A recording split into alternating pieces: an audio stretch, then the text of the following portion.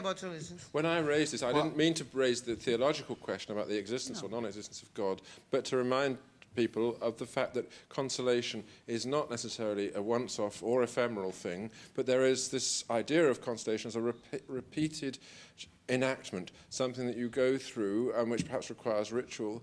And, you know, even non-believers perhaps do this. This ritual reaffirmation of one's membership of the tribe, so to speak.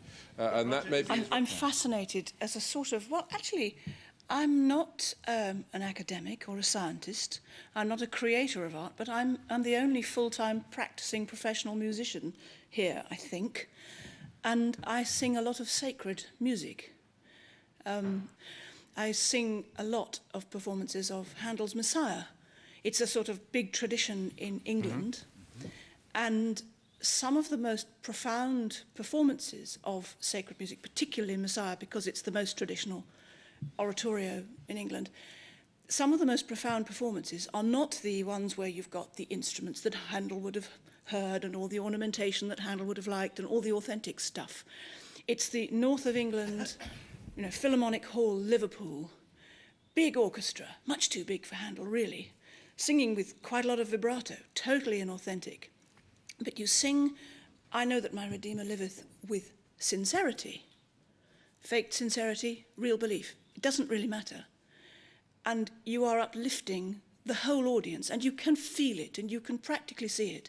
And this is an audience of people who basically, at the end of the show, will say, well, that was a very nice dress you were wearing, and they criticize you on that.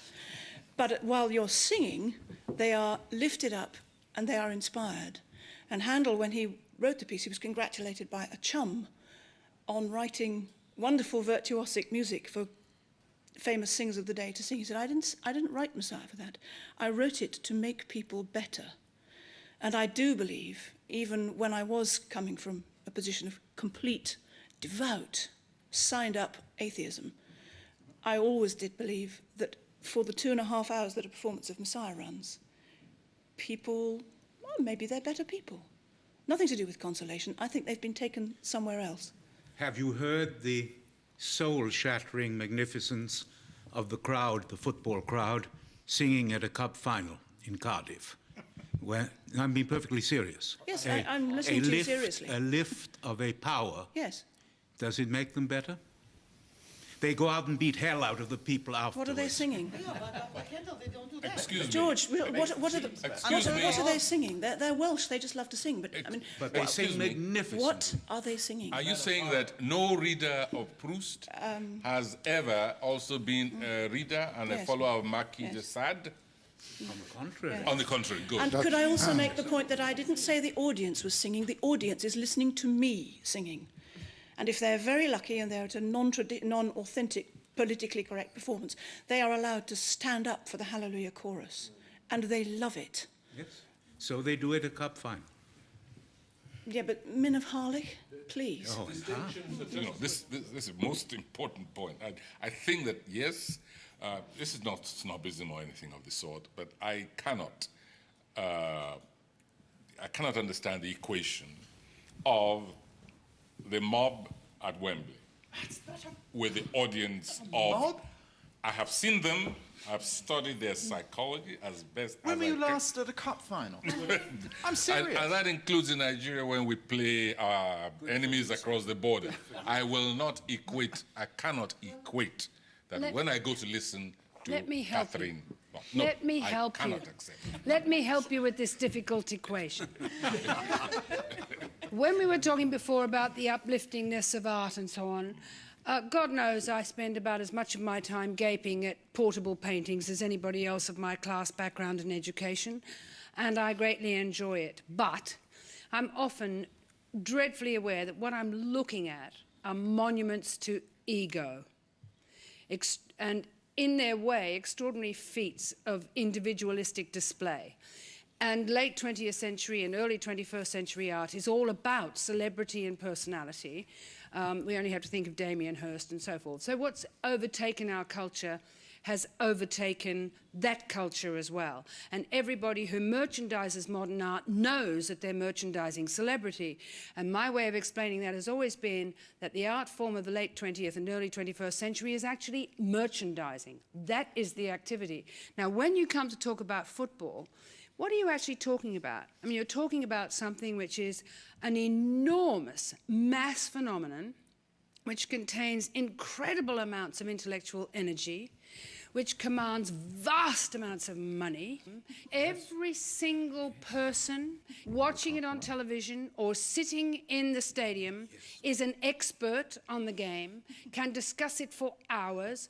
Remember Brecht saying what he wanted from a theatre audience was the same kind of intelligent detachment and passion that you can find in a sports crowd. And he knew nothing about 21st century football. It is the legitimate cultural expression in Britain. It finances itself. It doesn't need to plunder anybody. It doesn't need to lie and bullshit and grandstand. We have totally mediocre people running the arts establishment in England, and we have geniuses running football. And the music's great. The music is great. And the music is actually great, and the Mexican wave is one of the great performance arts of the late 20th, early 21st century. It's very important not to be snobbish about football, and we will not understand our own isolation within our own cultures as mandarins unless we understand how much hostility to what we represent is actually bound up in this cultural expression. In some ways, we have provoked it because of the way in which the art establishment has withdrawn unto itself, premiated itself, patted itself on the back, invited itself to cocktail parties. We became an onanistic elite, and football is our punishment. But let's for a moment, a little modesty about our small brains. The best historical estimate is there were 10 people at Golgotha. We can accurately say there were 1,100 or so at the premiere of Hamlet. There were about 1,400 at the premiere of the Missa Solemnis. At the finale of the Copa Mundial, there were 2.5 billion. The human brain, now let me just make my point, cannot take in what that means. When Karl Marx says quantity leaps into absolute quality, he's of course completely right, asking how do you conceptualize, which meant that when Maradona was running towards the goal, and Maradona found that fantastic phrase when he was cheating, it is the hand of God, that crazily brilliant inspiration. And Maradona is a version of the word for the Virgin Mary, as is Madonna, of course. And Maradona, when he was running towards that goal, the heart rate acceleration of 2.5 billion people on the planet. No other such event has ever been imagined, has even been imagined. What does it mean when 2.5 billion hearts begin to accelerate? The comic side was the English Water Board issued a very polite statement, tried to avoid going to the toilet, to the loo, at the same moment at half-time. We can't handle it. Now, no Shakespeare, no Beethoven has ever had the loo system suspended for human emotion. Now, I don't know how to handle this. I don't know what sociological concept can handle a planetary emotion. No politics has ever had 2.5 billion people. It has a very boring repercussion for my business. And the only way to validate yourself or get credibility... I'm just trying to say... Hang on, I've started now. I'm agreeing with you massively. The only way to validate yourself or gain real credibility with most people in public life in England nowadays, if you are an artist, a classical musician, especially because we are all nerds, or an intellectual, is to proclaim a love of sport. I don't actually, I go to the ballet. That's my sport. And I can't join in. I mean, our Prime Minister had it kept quiet that he went to see King Lear last year. But, you know, in case it ruined his image. That's what the 2.5 billion have done. Yes. I can't quite imagine. But seeing my job off. The important point, surely, George, one important distinction is that from those 11 people at Golgotha, that an emotion has been passed down the centuries, increasing with every moment, so that across time, diachronically, the weight of emotion is enormous and also carrying on. Whereas that 2.5 billion which confabulated about an ephemeral heartbeat, has gone forever. It means nothing. Sure, and this, although, okay, that's the difference between religion and sport, art comes somewhere between the two. That first performance of, I forget what you said, the Missa Solemnis, yes, fine.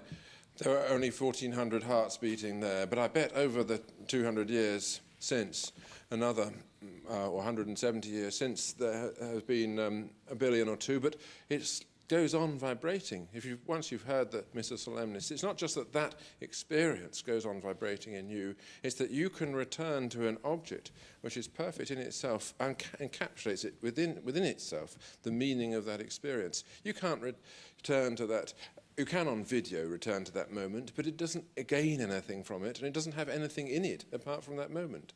And how do you calculate just how many billions of hearts have missed a beat on listening to a recording of a Handel, a Bach, a Beethoven? How do you record the number of hearts which have, how many people have refused to go to the toilet because the music is coming to a crescendo? We do not go into homes to actually watch people listening to this music.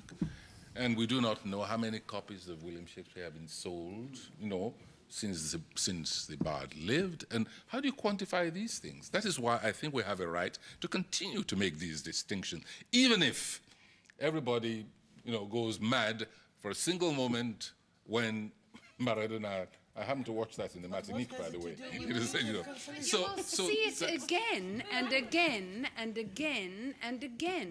There are television channels entirely devoted to football where every Maradona goal is shown at least once a week. But I'm saying that let us calculate. In the same way, how do you, if you're going to quantify, how do you calculate how many people have listened to one recording of even a folk music? We're talking just now. But why are you talking in these terms? You can't quantify the sort of attention that they give. You're going to turn the Beatles into the most important music ever written if you keep this up. A few years ago, if you had said you came from Chicago, they would think that's the city of crime and disgusting poverty and so on. Now people all over the world think this is the city of Michael Jordan. Now, those kids have got a reason for pride and hope in themselves and their city, no matter whether it's low art, high art. No, you don't need to ask that question. They're going to be more ready now to listen to Duke Ellington, to listen to Billie Holiday, to open their minds to all these things because they're proud of being from the city of Michael Jordan. So what's wrong with that? No, I never said I had anything against Michael Jordan. Yeah, I just say, only football.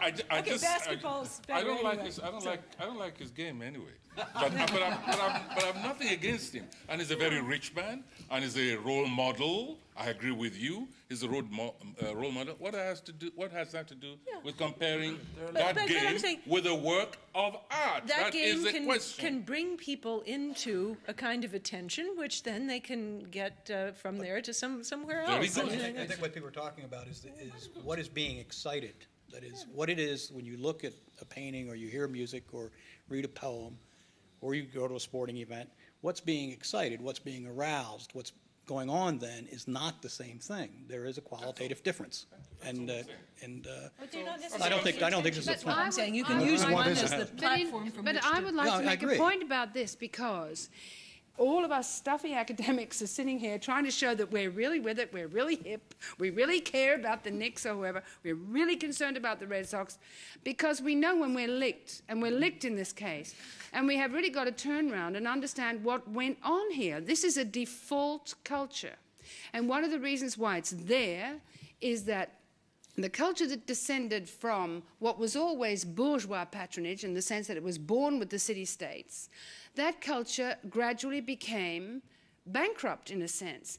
And when you talk about the prices you're talking about paintings being worth are the size of the GNP of most of the African states. That's what we're talking about. And that is clearly blasphemous.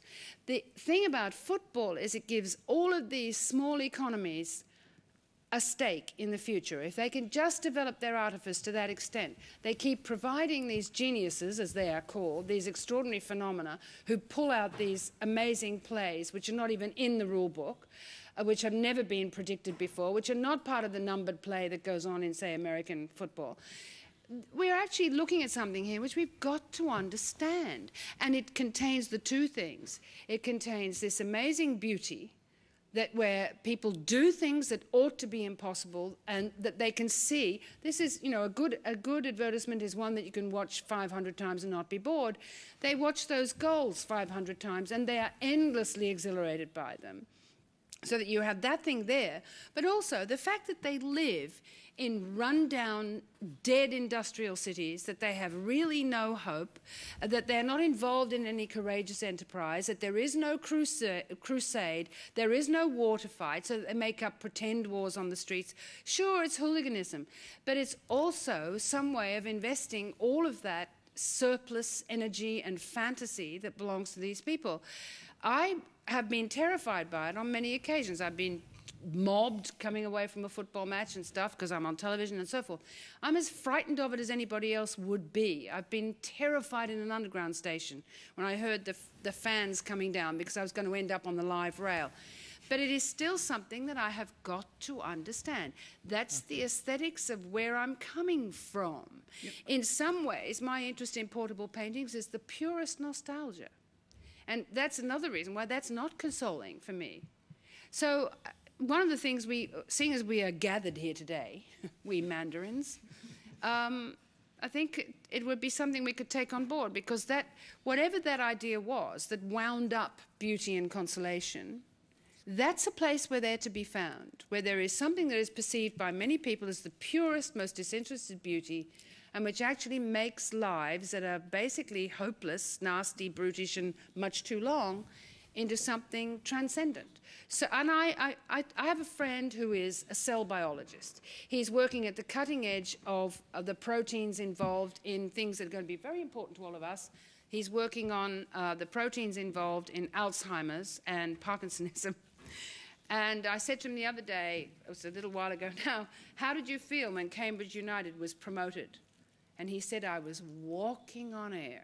The discovery of a new protein did not make him walk on air. But the promotion of Cambridge United, which is a very tawdry team, did. But I was thinking of Wim's first question when we all sat down together. And I can't imitate any accent, but I can hear the voice from Newcastle. The voice from Newcastle says, of course football isn't a matter of life and death. It's a bloody sight more important than that. And that is, every child in Newcastle knows that quotation, and that's one possible answer to your, what is the meaning, what is life worth living? And I want to borrow your phrase, we've got to take it on board. That's all I wanted to suggest. And how are we going to use our categories, our classical categories of judgment and insight with phenomena of this